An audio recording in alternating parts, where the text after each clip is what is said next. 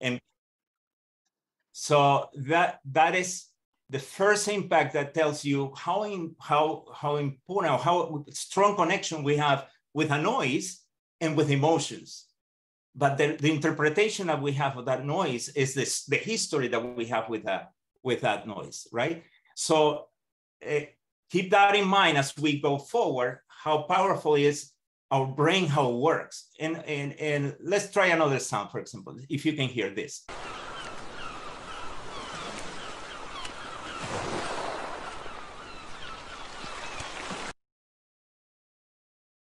Did you ID that?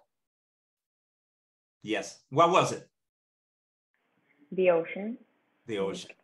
Yeah. And some seagulls, right? Yeah. And could you tell me what you imagine, what you felt? You imagine a beach, right? Probably immediately. Your mind immediately have a picture of it. It was a beach, and you were there, and you were listening to that. So that's the power of that particular sound, because we associate those sounds, which are noises right now, and vibrations, and we immediately said, oh, that code is exactly like this picture. I've been there, and I know how it feels. Bingo, right? So, and what about this one?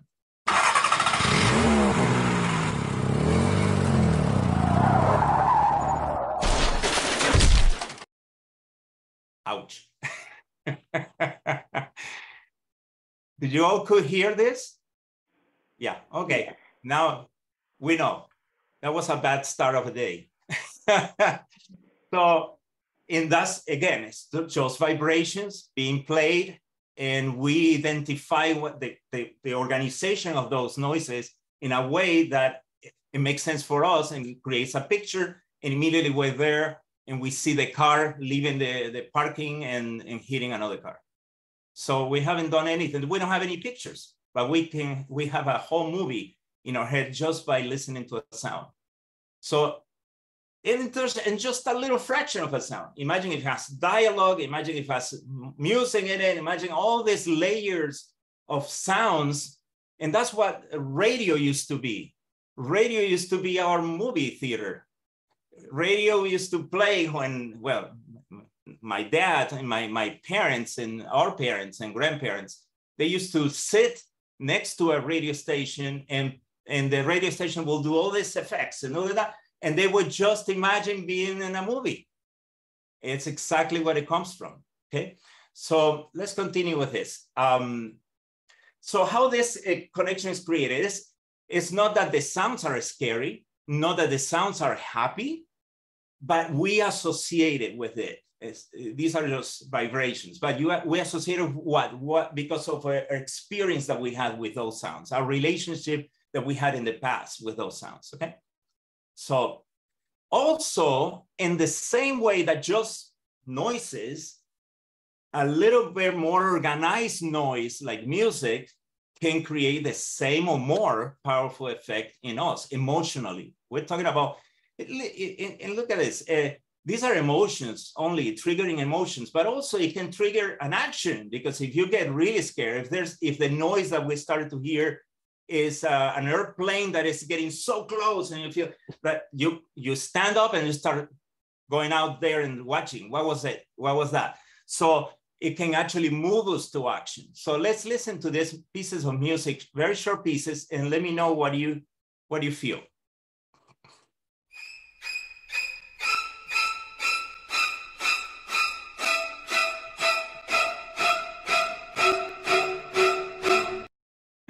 Right, that movie, Alfred Hitchcock, right? So the scene in the bathroom top, right? So yeah, that's just the strings like that, treated like that way, somehow triggers deeply emotions of fear, and also we already have enough experiences of sounds like that with images like the scene in that movie, etc., etc., etc. So this.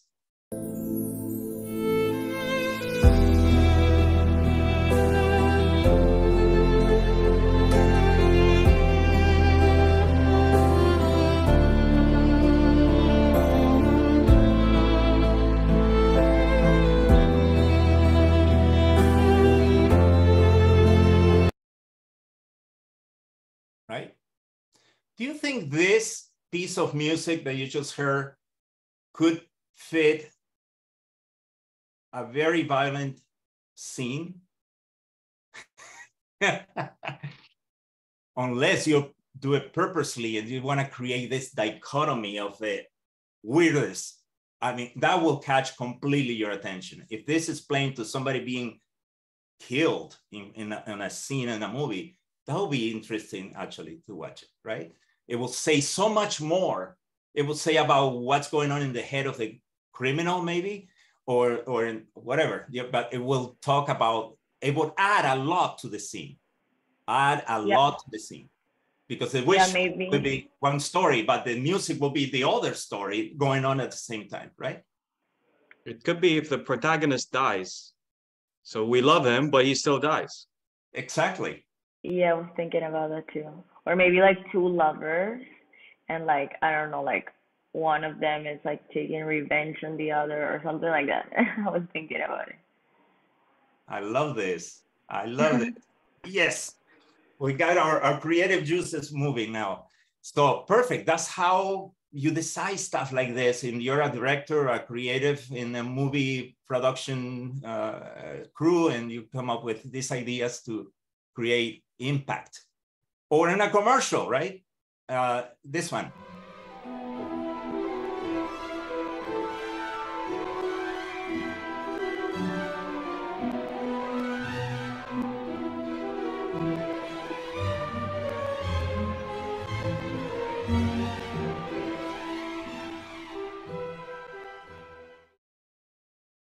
So where did you go?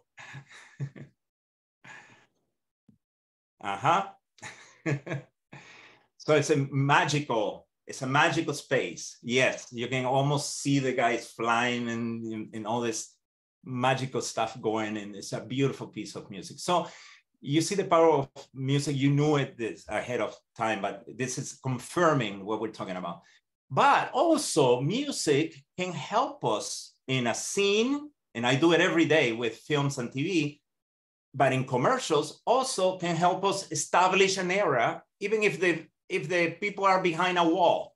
Let's imagine that a bunch of people are behind a wall here, and we listen to this music coming from behind the wall. What kind of people do you think are in the other side? Well,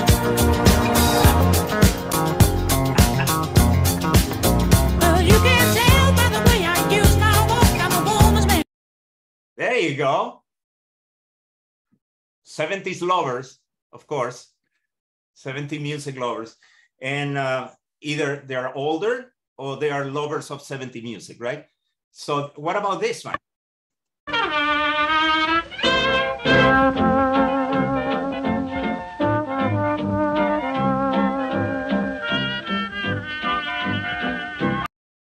That's awesome music.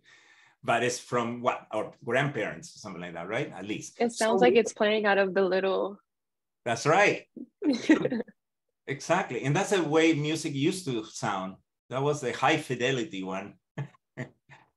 Yeah, that's true. And so that tells you immediately what if you want to establish age or an era, just play that track like this, and immediately you are there. The mind already established that, is clearly established by culture, experience, education, and exposure to all this stuff. How deep is your love? Is it like the ocean? What devotion are you? How deep is your love? Is it like Nirvana? We already have an era and an age right there, right? Boom.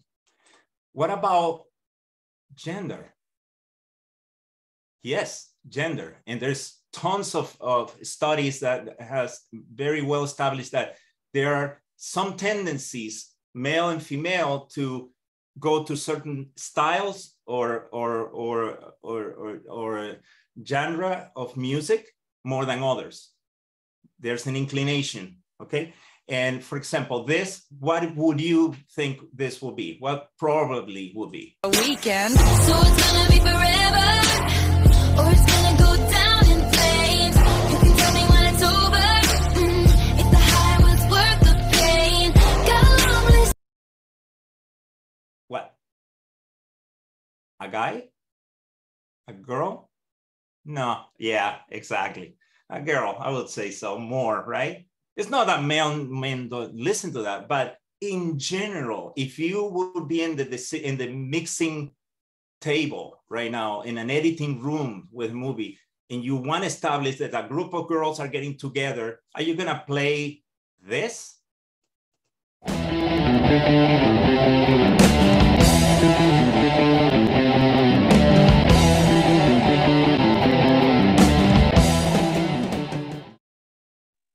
I would if this was like a revenge kind of situation. Because Exactly. it's like, yeah, it seems very, very angry, very. I feel like if you're trying to build the character of what these women are trying to do together, then that would make sense. Makes total sense. And now you're putting a purpose. You have a goal to use this music in particular and bring a message, change what it looks on the video and bring a story with the music. So you're adding to the visuals. And that's the best function that music can have. When music is not adding anything, then music shouldn't be there.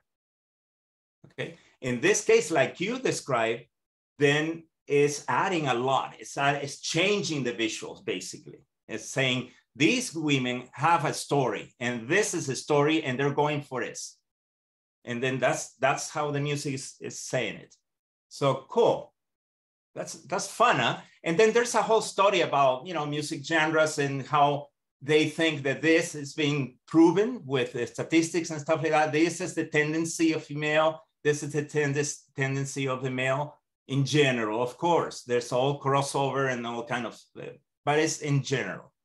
So another thing that music can do, and greatly in films, TV, and commercials, is location or nationality or culture.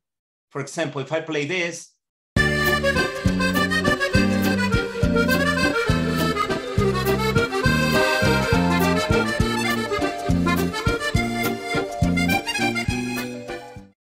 we're probably seeing a croissant with somebody walking in the streets of Paris, right?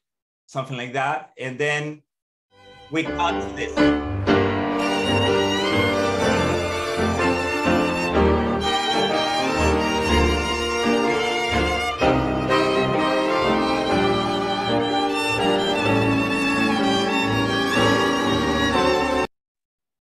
Argentina, exactly. And then we cut to this.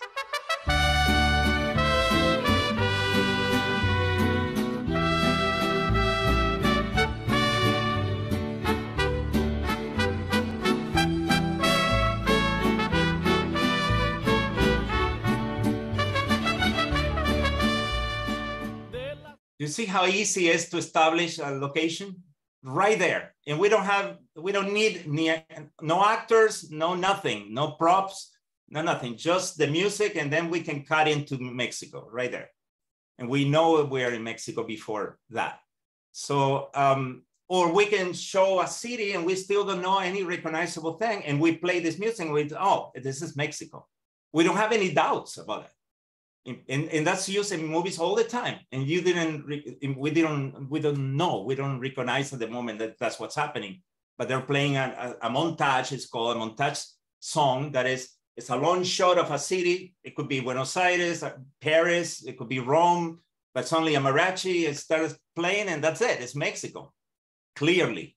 So the power of sound and history and experience, education, etc. Now, social groups also. In movies and that, if you really want to recognize, you go to a barrio, you take a picture, nobody's there, but you play this score. Big sight, new, Hank, Coco, big yeah. Y'all know how this shit go, you know. All eyes on me. Roll up in the club and shit. And you know where you are, right? Or what's gonna happen there, or who's gonna appear at least. Or what is this about? What is the group, the social group that we're gonna encounter or have a story about, right? What about this one?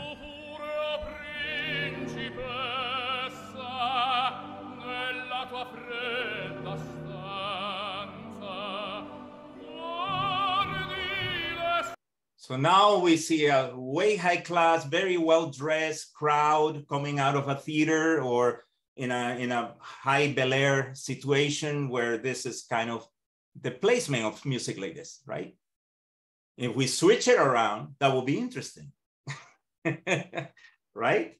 That will be now, then it's two stories going on. If we play that with the rappers, wow, what does that mean? I want to know. I really want to, make the scene completely very interesting now. And we switch it around. We put rap and everybody dressed up going into an opera. Oh, something's going on here heavy. Is the son of one of these millionaires that is getting in trouble with the rappers? What? A whole bunch of doors open, right? What about this one?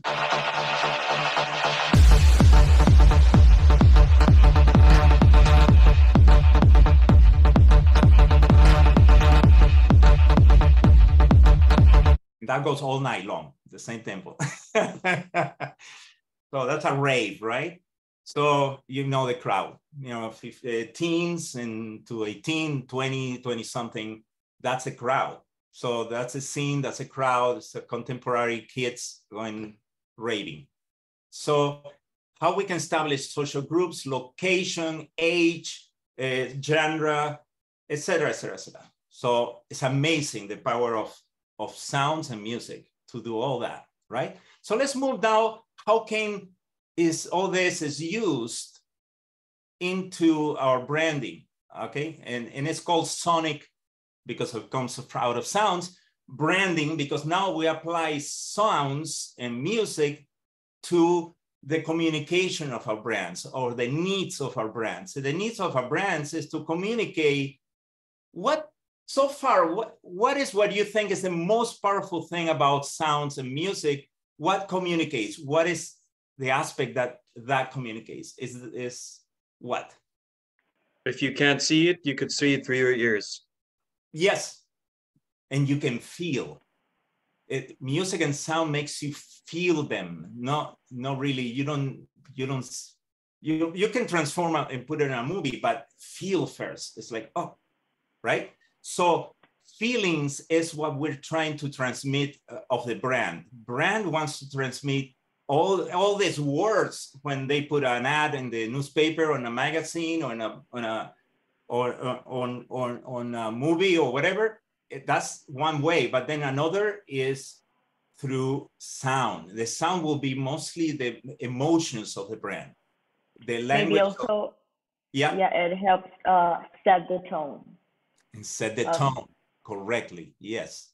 Yeah. Set the tone and set the intention and set the way the brand feels, okay? If it's a Mercedes-Benz or it's a Toyota or it's a Gatorade or it's Nike or it's everyone wants you to feel differently. And we're gonna see why is that. Sonic branding, again, now we're moving into using sound and music to brands, could include all of these. It could be a Sonic logo, like boom, bing, boom, bang, right? Could be a jingle, and you know what a jingle is, right? The music with voices and singers singing. Could be a music logo, which is an instrumental version of the jingle or something similar. Could be a slogan or tagline, and slogan is used all the time, right? Sometimes with no music or nothing, just a slogan, ba-ba-ba-ba-da-ba-ba, right? And we'll see some of these. Or could be a sounds, its effects for a variety of touch points. Touch point is a moment that a consumer gets in contact with the product. And we have in front of us right now, we have a zillion products that are in contact and we are in contact with, right? And some of them use more or have the access to use more of the sounds like a computer, and that's a moment that we can actually yes, you have a question? No, okay. Or it could be all of the above. It could be a Sony logo, a jingle, a music logo, a slogan, and all of that, depending each product, depending what the communication is, what the strategy is, etc. So, for example, logo branding could be this. Remember? Or this. Right? McDonald's. or this. All over the world, or this. Definitely. We are very familiar with those. And touch points, the most famous one, if we all use Apple, will be these. For example, there you go. That's a start of the day for me. And this. Uh-oh.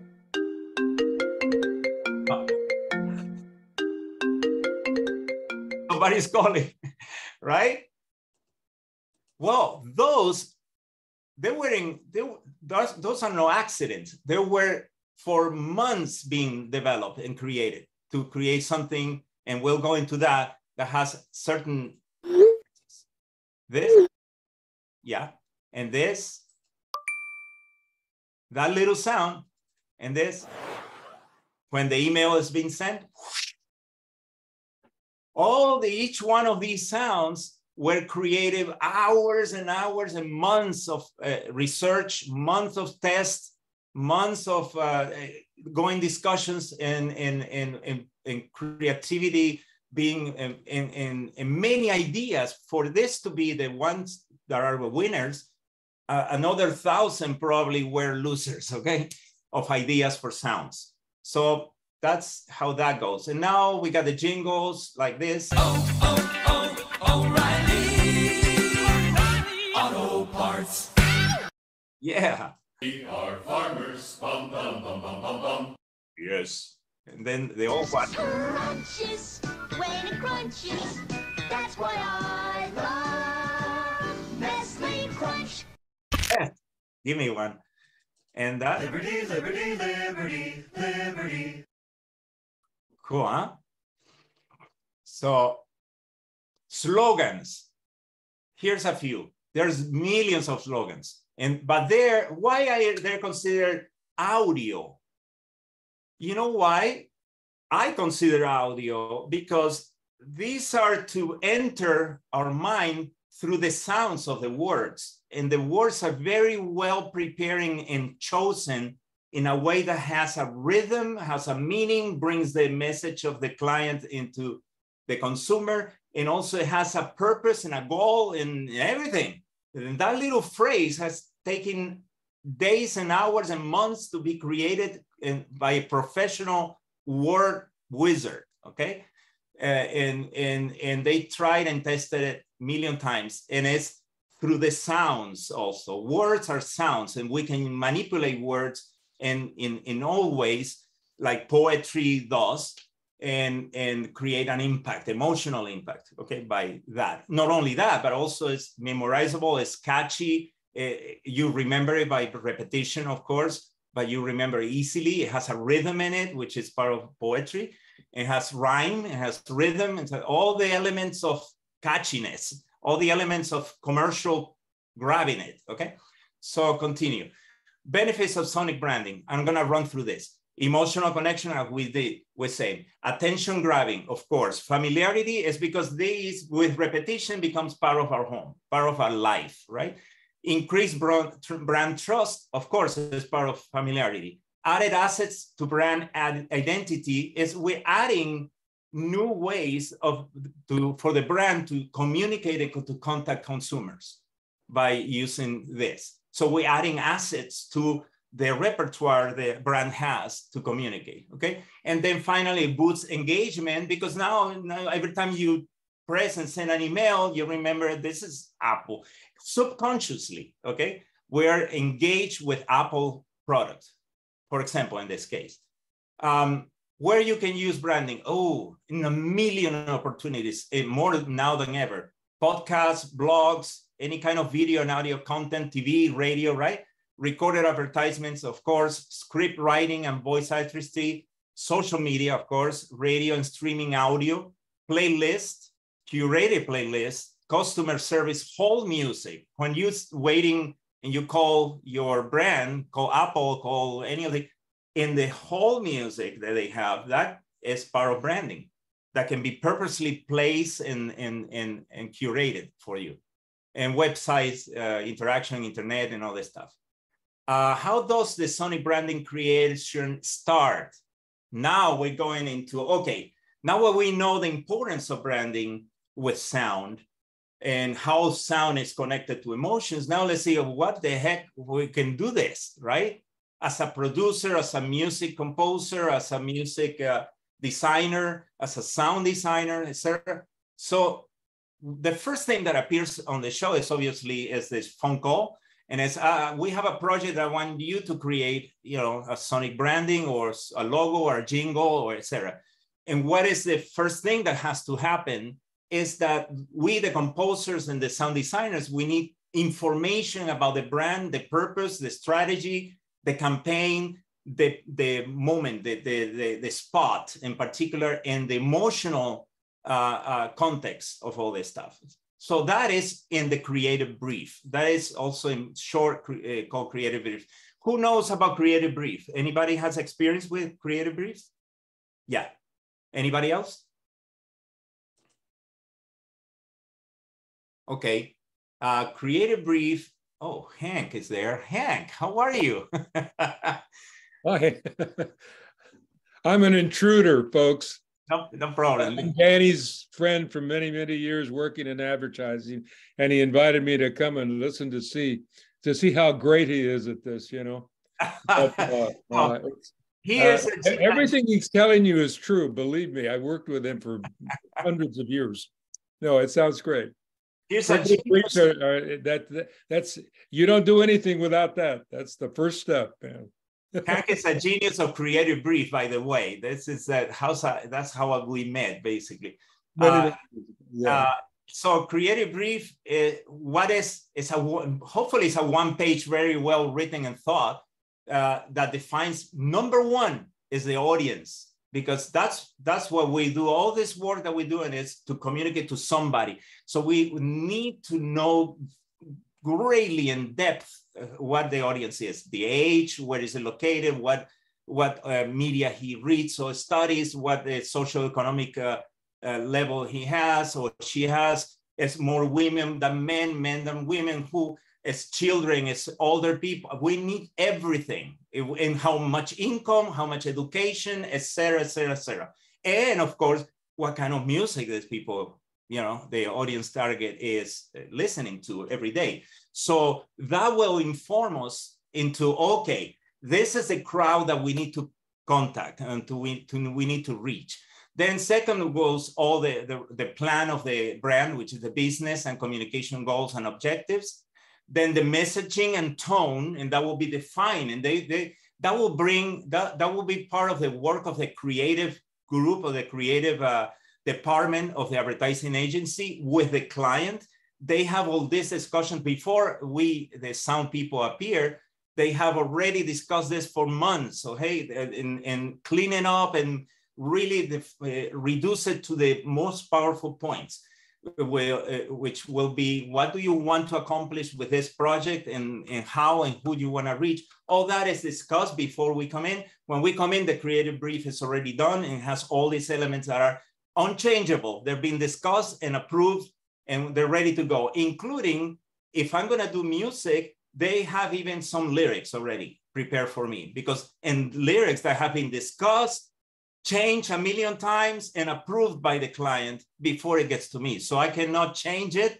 I can suggest and wait for a screen back, but I can suggest a change because I'm going to be writing music to it. So sometimes songwriting has different rules than poetry or the written word that we need to adjust and stretch. And that will be part of the communication that we have with the agency and the sound people.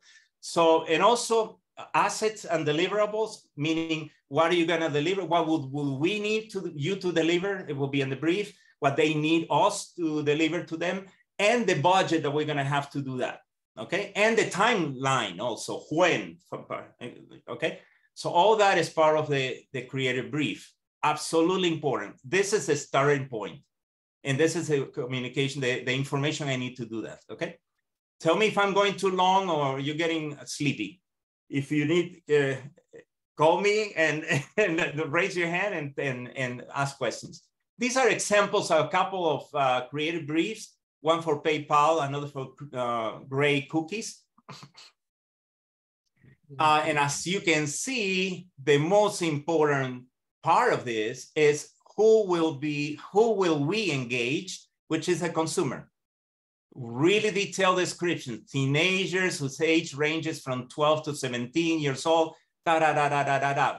But why is that with PayPal? Because they have a problem, they have our goal, and they have a key insight that they want to reach with that consumer in particular to PayPal.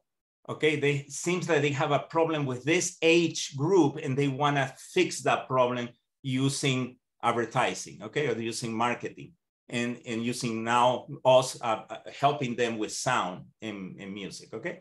So that's one, and then the creative for cookies, it's a totally different story with also our target is the first, second thing here, but it's the proactive, preventive, suburban working moms, 35 to 40. Look at that, 35 to 40. Isn't that targeted or what? It's not like 20 to 40, it's 35 to 40 who are willing to do whatever it takes to stay healthy. So, and they get to these numbers and this information by researching the hell out of it, going out there, doing interviews, doing statistics, reviewing and researching the market to come up with this, okay? This is completely proven. And then now I have that information to be able to sit down and start thinking about what a 35 to 40 woman in the suburban is listening. And what the competition is doing also to differentiate myself from the competition, but at the same time stay in target between 35 and 40, et cetera, et cetera. So that's where the work starts. Who is involved in the process? In this deep process is the ad agency creatives first, then the producers of the ad agency, because these are the people of the money. These are the people that supervise how much expenses are, how much budget I have, who to hire, they're hiring the people, et cetera, okay? Then musicians, of course, then sound designers, which are different than musicians. Could be the same people, but sometimes are different people, specialized sound designers. Audio engineers, marketing executives, and the client itself, which is the last word, okay? Always client approves everybody else here in everything that is. Daniel, what is the difference between a sound engineer, the sound designer, and an audio engineer? Can you repeat that, please? Yeah, what is the difference between a sound designer and an audio engineer? Beautiful. Great question, Grisel. Sound designer, that's what he does, is design sound. So he would be, it's like a composer, but with sounds. He's sitting in front of libraries of sound. He's creating his own sounds. He's focused on creation of sounds. The engineer is sitting in front of a console. It's all about technology. It's all about using the technology to enhance whatever the composer or the sound designer is bringing to him. Then the sound engineer will, what about we use the compressor, we use this technical stuff, tools that are technology tools that enhances the sound or creates better results. You see the difference? So is it essentially like sound mixing? Like, let's say if I want to play a certain situation or whatever, and then sound mixing, or like the audio engineer talks about like, oh, what if we start low and go high situation? Yes, okay. That would be a sound engineer, correct. Mm-hmm. Good questions. I cannot see you all, sorry. I have a limited display of all my friends here, but I can see a few. Yes, good. Do you see the differences? Yeah, great. So these are the people involved. Now, what are the demands of the agency and the client ultimately with the people that work on sound? Is it to be original, be unique, be memorable, be relevant to your consumer and audience? That's number one, right? That's because everybody's checking that. Authentic and reflection of the brand values, of course. A long-term strategy, not something that will die in a week. Consistent but kept fresh throughout time, which is kind of complements the previous one, right? So all these demands are in the sound people and the engineers and the audio designers. So we ask ourselves, how are we going to connect the emotional message and the values of the brand to the target consumer using sound? Okay, that's obviously the first question of us doing that. How? Then another is, how can we communicate between the agency and us and the sound professionals to translate the briefing that they give us elements into sound? Because the briefing is very cold, okay? They might mention some emotional stuff, definitely, and that's what we dig, but it's a business page. It's a business communication tool, the brief, okay? It's not an artsy thingy, okay? So we need to read that and translate that into emotions and branding communication, okay? So, and how can we be unique, simple, catchy, memorable, and effective, okay? So, okay, let's see how we can move on with this. So our goal is to connect these two, the brand message, as we said, which is the briefing and all this stuff, and that's intention, with the target consumer using sounds, music, words, sound effects, and transmit emotions, desires, needs, hopes. Okay, so next, the actual creative process looks more like this, okay? It's not a straight line like this. I wish, right? It's more like this, okay? But we get there. That's a good thing. We eventually get there, right? But we go back, we change, we switch, we completely throw away, start again. I mean, that happens all the time. Okay, that's not working. We're not going in the right direction. Let's talk to the client again, or let's talk to the agency. We need now more input. This is not what, okay, this and that. And we go back and forth, and we keep moving until we start getting a light and say, wow, this is sounding hot.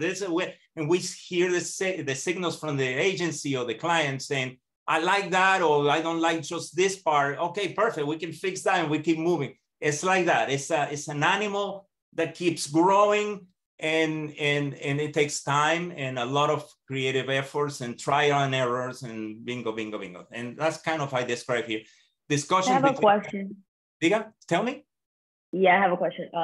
Yes. I was wondering who is in charge of maybe analyzing or avoiding, like, incurring into any type of copyright restrictions and stuff like that when it comes like to brands and stuff like that, because they can incur in that, so they have like to maintain a certain type of prestige and stuff. Like, who is the one that actually like is like checking that or in charge of that? Absolutely, great question. Oh man, you got great students, Grisel. The agencies, especially all the major agencies, but even the medium ones, they all have a specialist that musicologist is called. So a musicologist will be between an attorney that specializes in copyright and a musician, right? He understands both worlds really well, the laws, and he understands music. So this musicologist will listen when there's doubt. It's not every time. When there's a doubt and somebody raises the red flag and says, doesn't this sound familiar? That's like the sign of the devil, okay? So that has to be reviewed by this specialist. It's called musicologist. In this case, it's a specialist musicologist. There are different types. And this person will listen to it, compare it to his experience, and all. He has his own ways, and tell us, no, you're safe, you're and he will sign a contract on that, and then make sure that that's kosher to be on the air and not inflicting any copyright issues, okay? And if there is, then we need to go back and do changes. Okay, perfect. Thank you. Yes, of course. Thank you for the question. Okay. We do tests with target audiences, and it's called focus groups. I don't know if you're familiar with that term. Okay. We use temp tracks, another term. I don't know if you're familiar with that.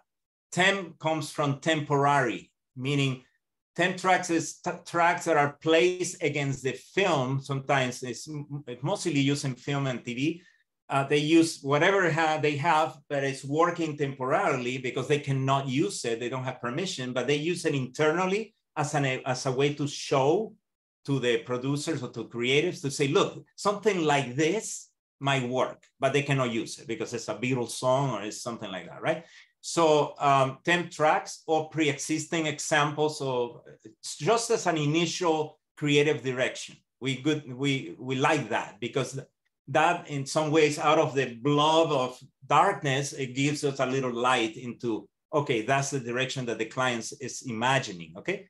From there doesn't mean that it's gonna end up like that. It could end very different, but at least it gives us a start.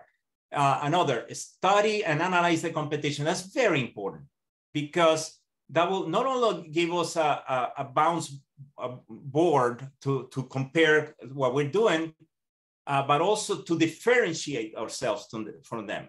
Not only to be in target, but also to make it very different from the competition and be better. Okay, that's what we all hope.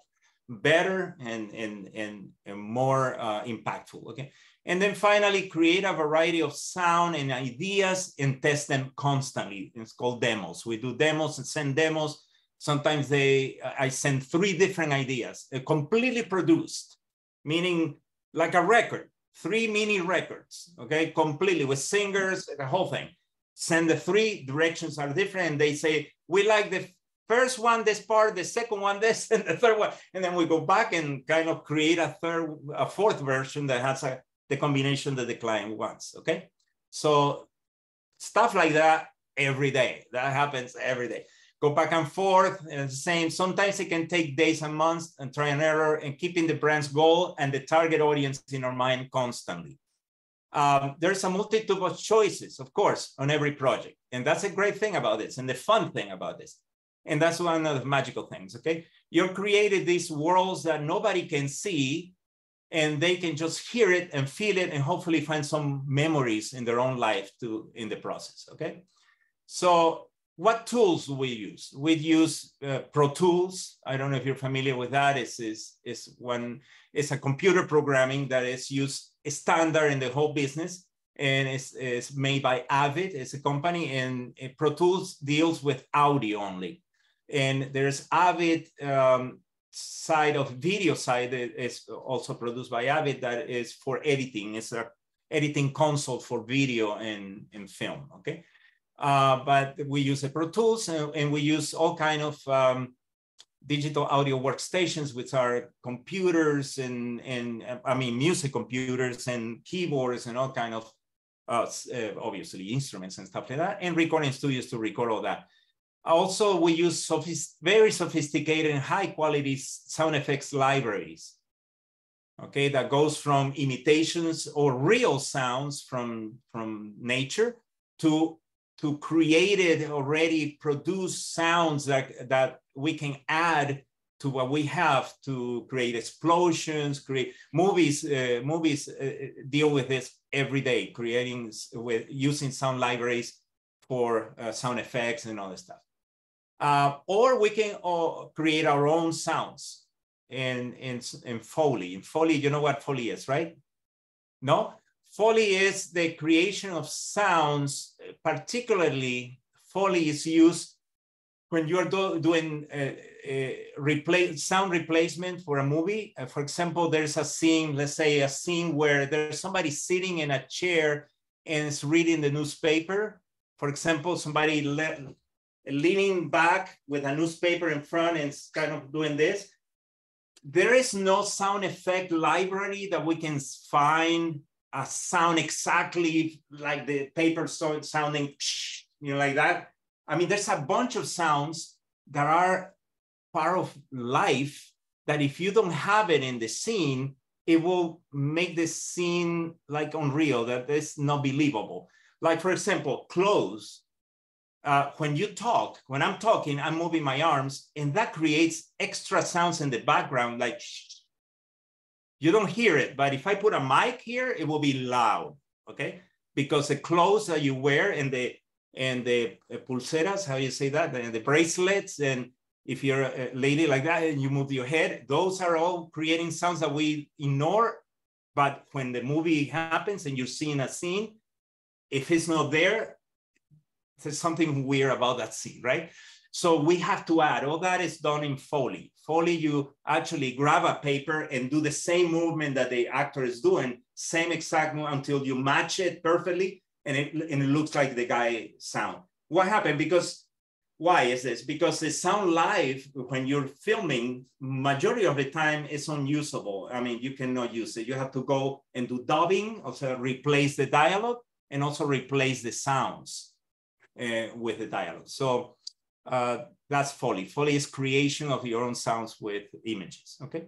We can combine sounds effects with music tones or chords or other effects.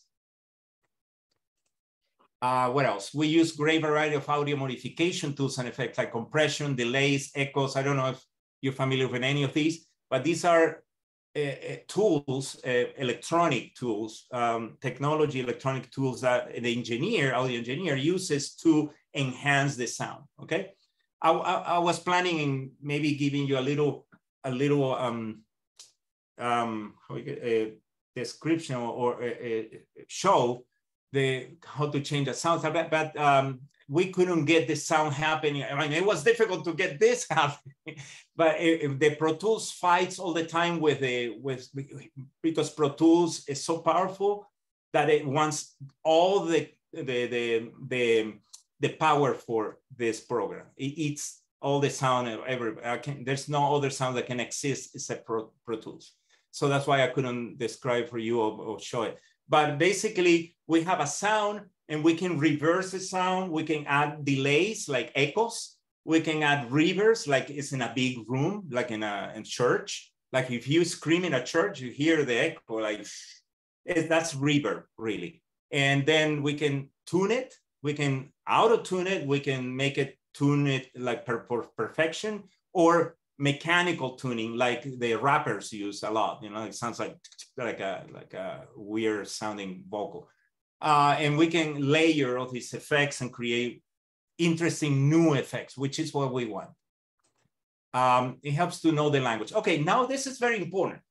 In all this communication back and forth, we'll hear the agency coming to us and say, look, that is a little bit dark, or it's a little bit brown, or it's a little, and we're like, oh my God, we need to understand what you're doing.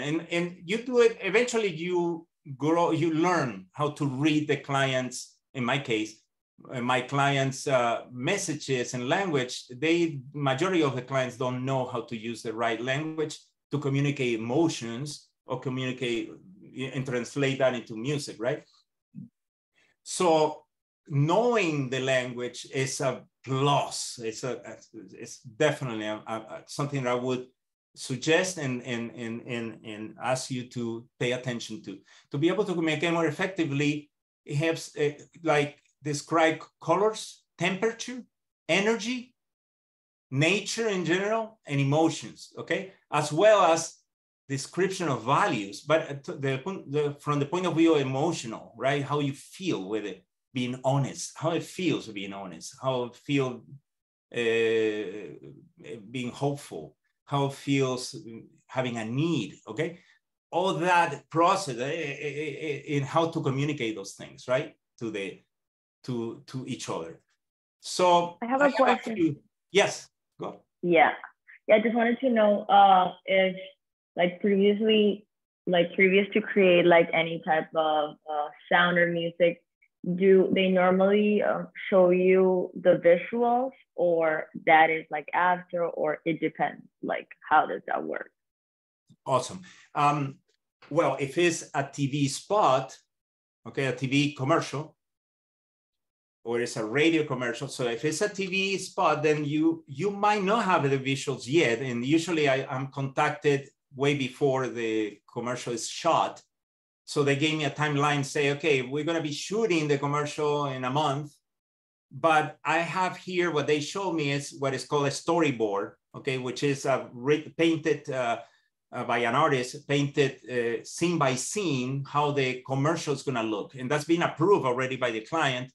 And that's kind of the shooting timeline that they have to go and actually go and shoot, okay, in video, okay? So that will help me a lot to start that and the briefing, okay? And what do you want to accomplish? Okay, so guys, this is our consumer.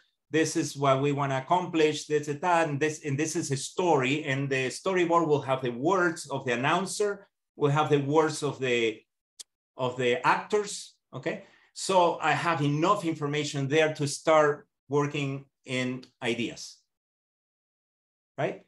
Sometimes, and sometimes they have the whole spot shot and they send me the video, and that makes it easier because now it's a completely different process as far as music, because now I am writing against picture, and it's a completely another process, okay?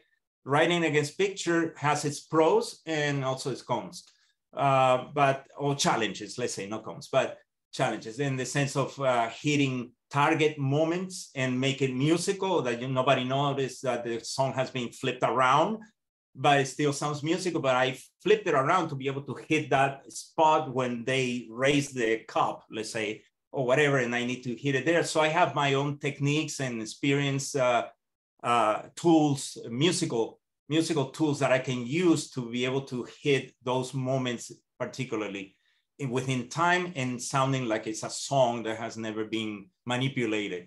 Okay, so it's a magical kind of magic kind of behind the curtain kind of process. So yeah, good question. Did I answer? Yes, perfectly. But I also wanted to ask you if maybe, I don't know, like at the end, they don't match, or there's not a specific or an accurate connection between the visuals and the sound. How does that, or how can that delay maybe like the production, or how do you work with that when they don't match both, or when they don't seem like fitting? You know what I mean? Let me see if I understand. You're saying that when the music and the visuals don't match, is that correct? Yeah. Well, then call me and I'll do it. I can match it. Seriously, that happened. That happened in the past many times. They're calling me desperate on Friday and say, Danny, we have this, please help us, you know, and actually much more than once happens, okay? And I produce over the weekend and save the day for them because I have a lot of experience. I graduated in Berklee College of Music and film scoring. So I learned a lot how to do this with my eyes closed. And then through experience now 30 years later, then I saved the day many times in situations like that. Usually if you don't hit it, it's strange because you don't know what you're doing, okay? It's not, if you're an experienced musician and composer against picture, you have to hit it. I mean, it's not, but if you don't understand what you're trying to communicate, then that's another thing. I was wondering that because since sometimes both process, like visual process and the other process are like done separately, maybe sometimes they may not fit. So I was like wondering. That is true. That is a good guess. I will guess the same. Why these guys are working separately and then suddenly the thing comes up together? I mean, how that's done. I'll tell you how. While they're working, I'm working on an idea, okay? It's not finished, okay? So I'm working on an idea and I might even send the idea to the client knowing that it's not matching the visuals, okay? But to confirm that my idea or my direction will match eventually what they're thinking. And they will say, yeah, you're doing the right direction. Let's wait until we finish and we'll send you the final, sometimes the pre-final for you to start writing against pictures. So they send that, then I adjust what I did, make it again musical, keeping everything that they like, and then matching it to visual, frame by frame. I work with frames, okay? Well, now it's Pro Tools, but Pro Tools can import, before, okay, one thing, because I'm very old, okay? And I've been through many generations of changes, okay, in sound and technology. So when I graduated, it was all made by hand, okay? I will look at the picture when I'm talking about 84, okay? Yes, I'm that old. In 84, I graduated and I did everything in math, okay? It was all math. The X amount of frames per second, I need to X amount of bars per minute. So I match amount of bars in X amount of seconds. And I know 3 bars will be about 10 seconds. 3 bars of my music at this tempo will be 10 seconds, let's say, of the film. So, and then I know exactly how to hit the second number 15, and I need this amount of bars to hit exactly in bar 15. So in the second 15 on visuals, so I can switch the music right there and hit that thing. So that was done all math. Nowadays, it's easier because I drop the video in Pro Tools, I see the scene, and I have my music under the visuals, and I can see the visuals and move frame by frame and say, okay, to my music, move it right here, bingo. And that's a lot easier than doing all this math. I miss math because I'm a math kind of person, but this is easier, faster.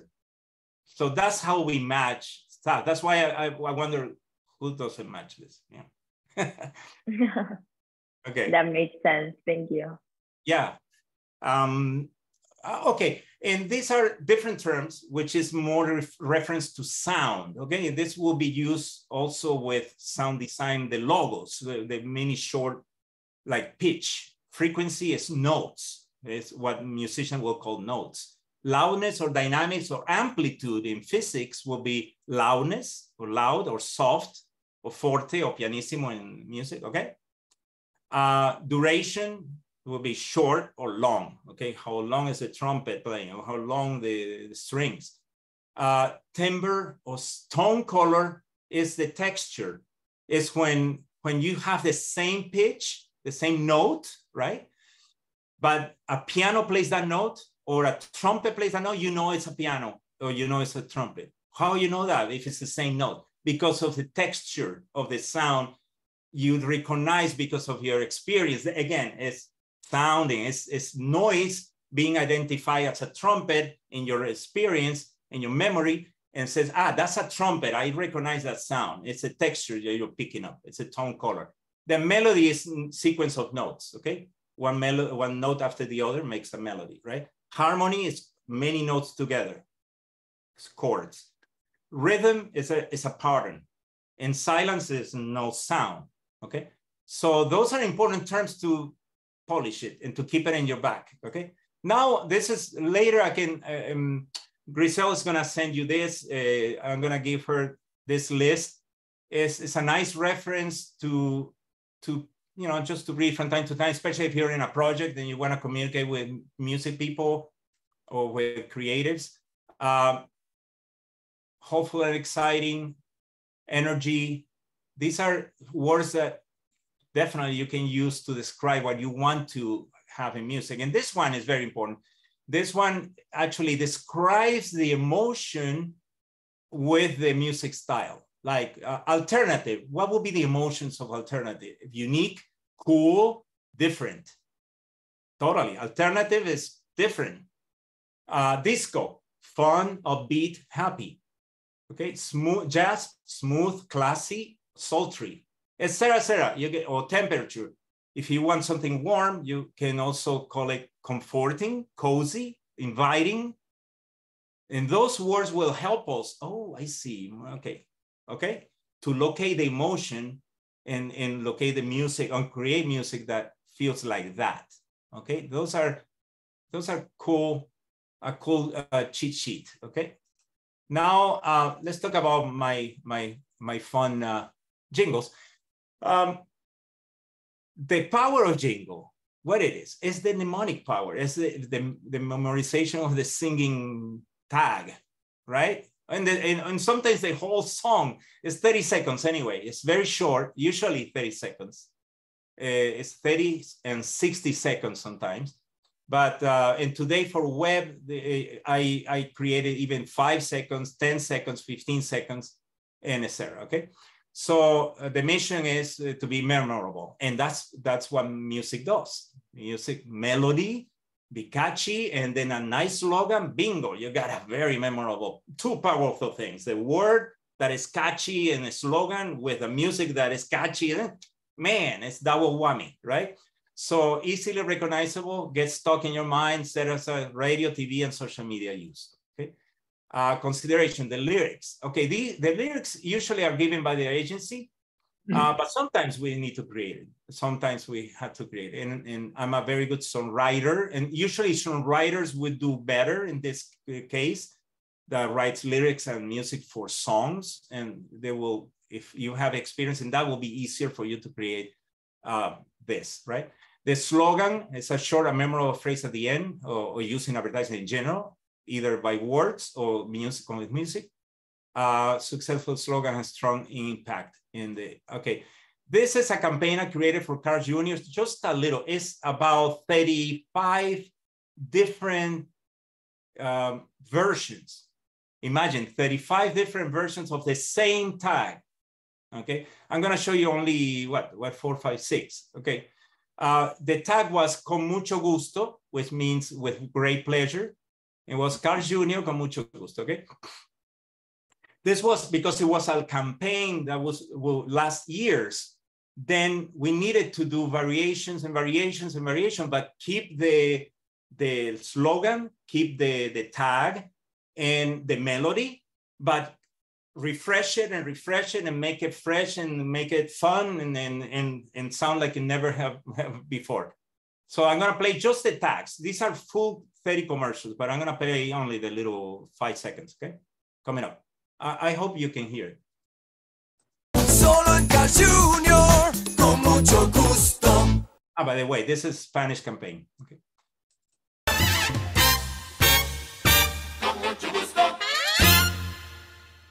Completely different, but cool, huh? Same tag. ¡Qué delicioso! ¡Vamos todos! A Carl Jr. Con mucho gusto. No, a bunch of kids. Another one. En Carl Jr. Con mucho gusto. Traditional bolero in Spanish. En Carl Jr. Con mucho gusto. That was for the World Cup back then.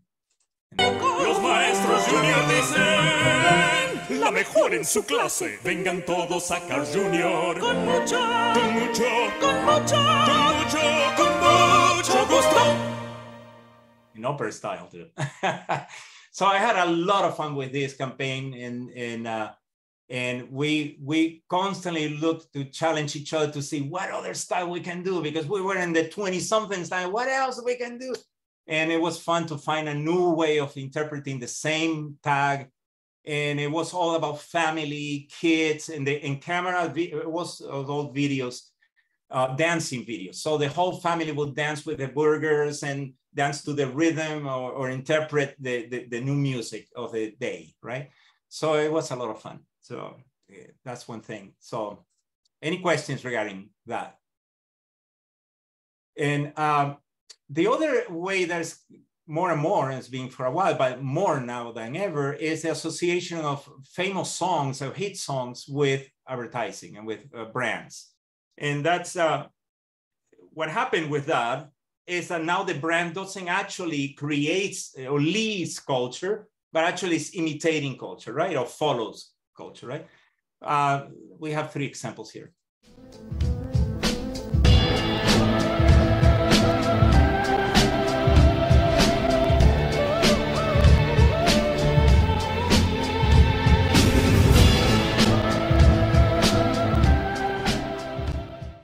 Modelo. This is Apple.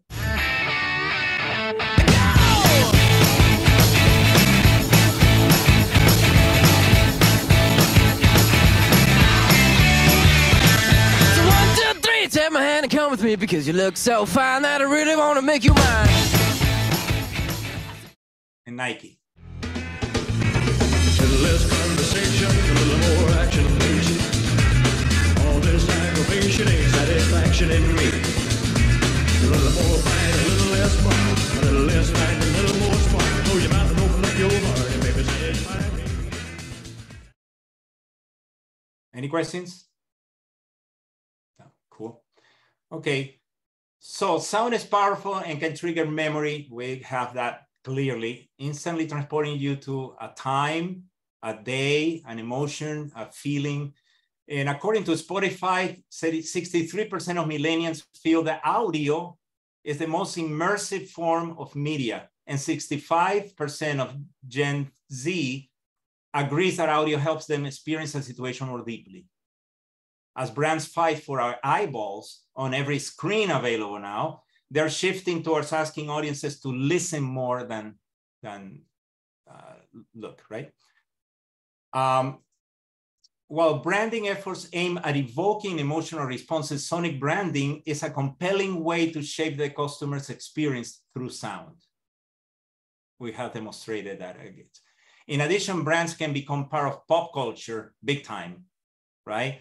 Become intertwined with music, or even go viral on TikTok sound. And I did a commercial, I did the tag for a brand called Avocados from Mexico. You probably all of you know this. So I created this tag in English and in Spanish, and it became ridiculously a viral thing. But this is the original recording I gave the client. Avocados from Mexico. That, right? And now 2 million later, 106 million views later, we have this. Avocados from Mexico. Avocados from Mexico. Avocados from Mexico. Avocados from Mexico. Crazy, huh? And Avocados from Mexico. Avocados from Mexico. Avocados from Mexico. Avocados from Mexico. So there it is, TikTok. What can you do, right? Uncontrollable, I cannot control that. So I'm glad that it became viral for some and the brand is very happy, of course, you know, imagine. So any questions now? This is the end. Yeah, I have a question. Yes, please. Yeah, I was wondering, you mentioned everything maybe like related to campaigns and stuff like that, but do you know like who maybe is in charge of not only creating like the music for specific campaign and stuff, but for creating like the mood when customers go to the store? Or I think that's interesting because that's like a key point in their journey when they're buying. So I was wondering about that. Absolutely, that's called touch point experience.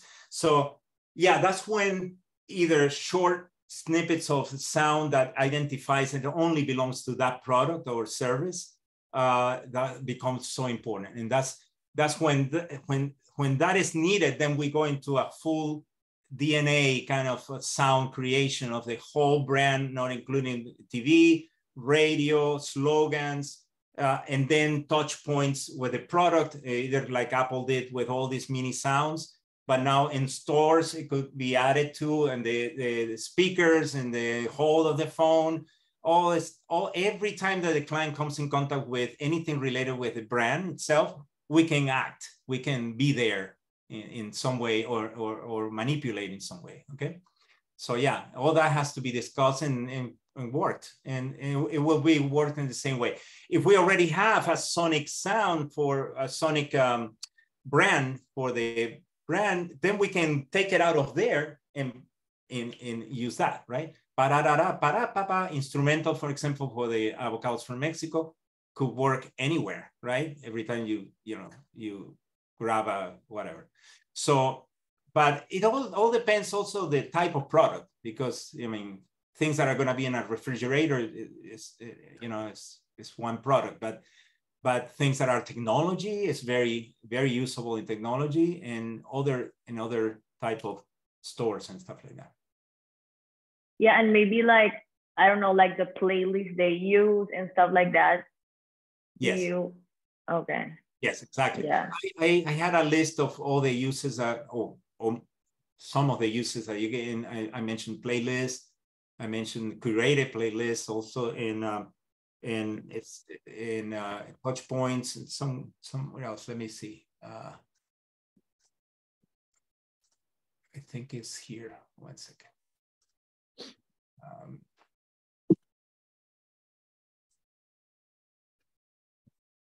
Here, podcasts, definitely. Blogs, video blogs, right? Any kind of video, audio, recording, advertising, script writing, and voice artistry, social media. All the social media can be. Remember Facebook and all, and Twitter and et cetera, et cetera. Radio and streaming audio, playlist and brick and mortar stores, right? That's what you mentioned. Curated playlist, customer service, hold music, and website interactions and buttons, clicks, and stuff like that. Yeah, because like sometimes you go like to, I don't know, like a restaurant or something like that, and you want like some songs, but they have like a specific playlist, and you sometimes think that it's like random songs or stuff like that, but it's like, I think like something like really planned out. Totally. And again, it all depends on the product, right? It depends the brand.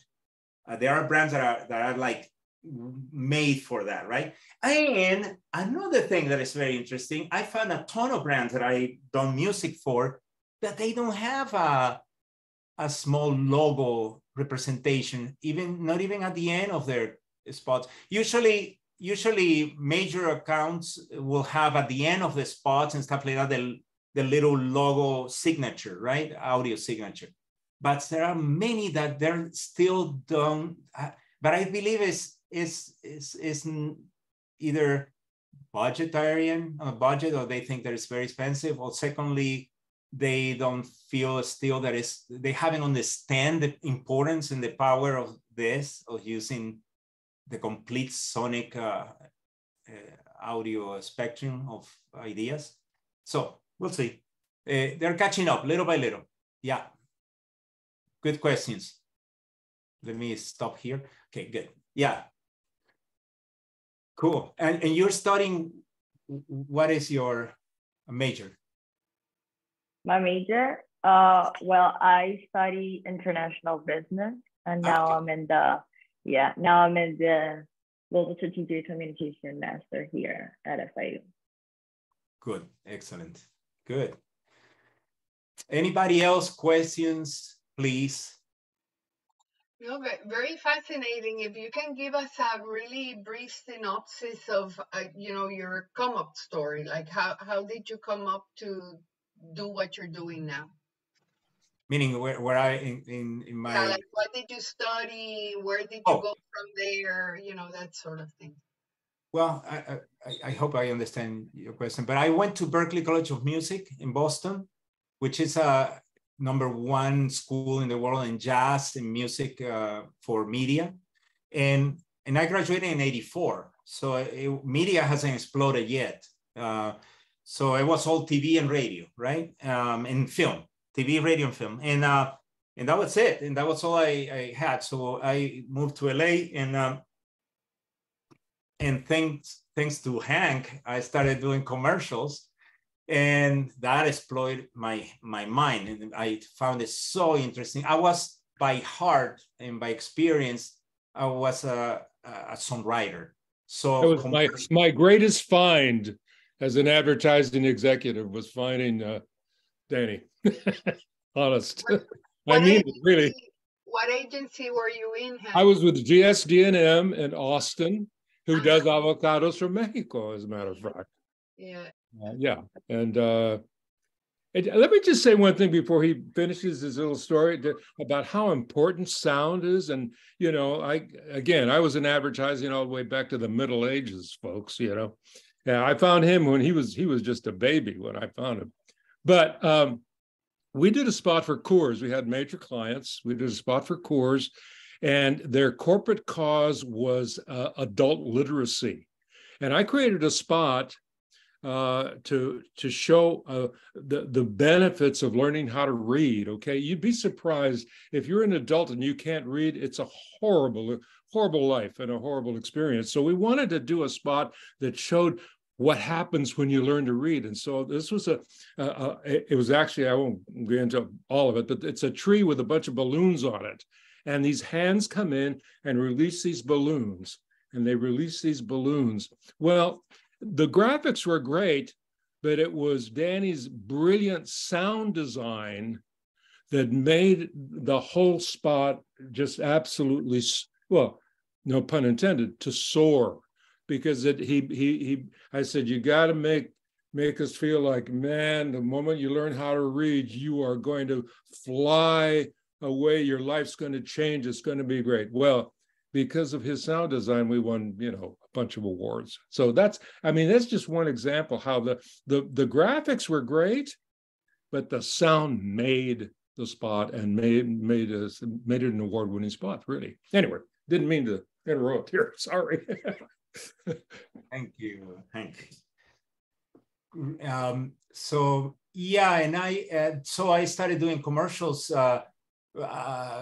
since 1986, I believe, and exploded. I mean, first with Coors and Hank and the GSD&M. I started doing for 2-3 years. I did all the campaigns for Coors. And Coors, with Coors, I was my first encounter with doing spots for different regions of the United States for the Hispanics that live in different regions, which are completely different. People, the Hispanics from New York are completely different and listen to different music than the Hispanics in Texas and in California. And or English sometimes, we're doing bilingual stuff. And bilingual in the middle, exactly. So I had to really catch up with what was going on in the Hispanic culture in the US, which was very different than Latin America, because this was a melting pot of different, and they weren't mixing, and they were like Mexicans and Cubans, and so it was it was a wake up, for me, a learning experience. So, and reading the music that each one has its own representation. Florida has its own sound, New York and Texas and California. So I created all this for Coors, and it worked really well. And it was all 60 seconds, 30 seconds TV spots and radio spots and services. So that's the beginning. And then I started, I market myself as a music house, it's called, in that era, it was called Music House. So I started then getting accounts like Bank of America, Disneyland, Wells Fargo, Toyota, etc. And I did every product imaginable and for years. So won a bunch of awards, and then by 2001, there was a union strike here in California with the unions in the advertising industry, that they wanted to renegotiate the contracts for the productions, and the unions forced us we were doing union work, forced us to stop working to create pressure to the producers, to ad agencies, and to the clients to bend and to sign a contract that the union wanted. And that made the ad agencies that were Hispanic to just move to Mexico, Argentina, Venezuela, and create music over there. Cheaper and more fun, because they would travel, they will be there, the client will pay for the travel, they will recording other countries, travel to Spain, Mexico, whatever. And we were like, what the heck? We're losing our clients right here just by being respectful to the union. So I kind of put on the side commercials, and I started doing film because by then I had already a kind of a catalog, a library on top of music. And I started licensing this music to film and TV. And that sparked an idea to create actually a whole catalog of Latin music for film and TV, and became an expert in Latin music in film and TV, which is what I'm working full time and doing commercials also at the same time now. But and I created a company called LatinMusicSpecialist.com, and that's, you can look at it. Or LMS, Latin Music Specialist, LMSRecords.com. And I have hundreds and thousands of tracks of fabulous, independent, not signed artists from Latin America that are incredible, better than the records that you hear on the radio. And from rap to hip hop to trap to traditional Mexican to traditional Argentinian, Dominican, Cuban. I have Cuban music that is amazing. And pop, I cover everything. And everything is original and new artists that hasn't been in the radio yet. So I'm very proud of that. So, and then that's what I'm doing. And then I'm doing commercials also in the meantime, when I have time. And I have 2 daughters that keep me very busy. No, amazing story. Thank you so much, Daniel. I don't know if anybody else has any more questions for him. This is your opportunity to ask questions from an expert. And Hank, thank you so much for adding your perspective. Oh. You know, that's awesome.